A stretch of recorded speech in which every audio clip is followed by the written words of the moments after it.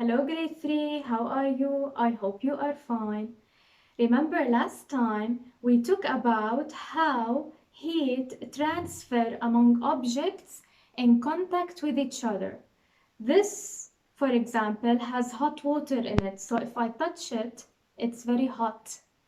Also, we took that we have some materials that are good conductors of heat and some are bad conductors of heat. These three, for example, are made of three different materials. Today, we will do an experiment to see which are good conductors of heat and which are bad. Okay? All we need here, we need some spoons of different materials. We have a wooden spoon, we have a steel or metal spoon, and we have a plastic spoon. And we will apply heat for them by applying hot water. And we will test something. Here we have butter. Here we have some butter. I will open it.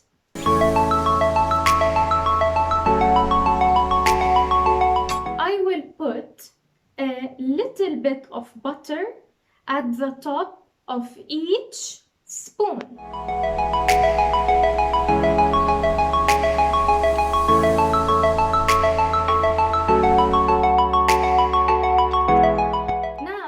I will put some hot water in this jar and I will see which butter will melt faster.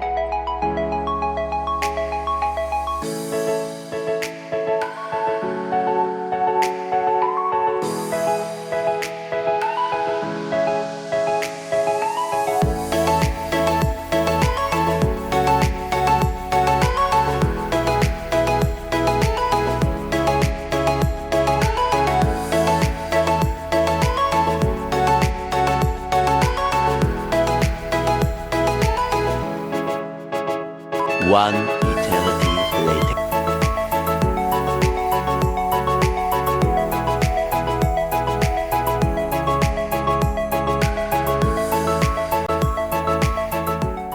So, did you see that?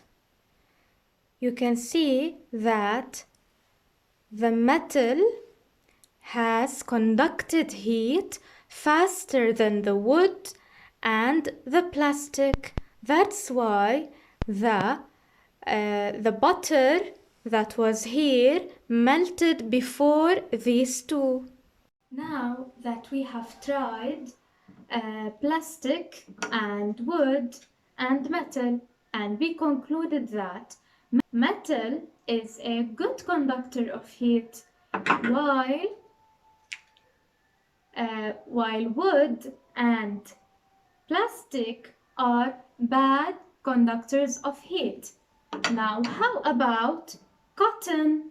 Let's try and test cotton. Now, how will I test cotton? Let's see. Here I have two bottles that I have some crushed ice in them. I will apply heat on them by adding some hot water, alright? But I want to add some cotton to one of them. What will I do? I will actually put them in these mugs. One of them I will put without cotton to see the difference, and one of them I will line the cup with some cotton. So I will put cotton at the bottom and then I will put cotton around it.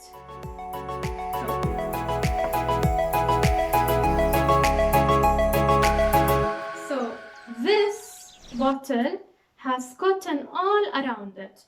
And now when we apply heat, this has cotton around it and this has only glass around it. Let's see what happens when we apply hot water to these two crushed ice.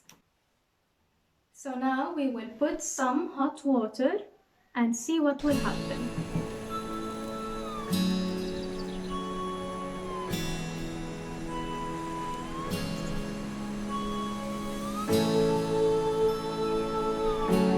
few moments later. Now after some time you will notice that in this cup without the cotton, the ice will start to melt. Can you see the water? While in the cup with cotton, there is no water at all. Now, even more time has passed right now. And if you look at this one, look at the water, the ice has melted more now. So if you look at this one that was in the cotton, look, it is still ice. It hasn't melted yet. So what can you conclude? You can conclude that cotton is a bad conductor of heat. It is an insulator. So what can you conclude from these two experiments? That we have some materials that are bad conductors of heat and some materials are good conductors of heat. What are the bad conductors of heat? Like wood, like plastic. Also, this is made of metal, but it has a plastic handle, so you can use this for cooking. Also, the handle of the pan is plastic and you can handle it while you are cooking. Also, these silicone handles that we use for oven. When you want to take out from the oven a glass or a metal pan, you can use these silicone handles. Also, you can use gloves. And the gloves are made up of clothing, which are made of what? Cotton. So cotton are also bad conductors of heat. Also, look at this. What is this? This is, you call it thermos or thermos flask. So what does it do? It is not affected by the environment around it. Just like the experiment we did with the cottons. When we put cotton around the ice, it was not affected by the hot water around it. The same for this thermos. So if you put hot water inside it, it stays hot.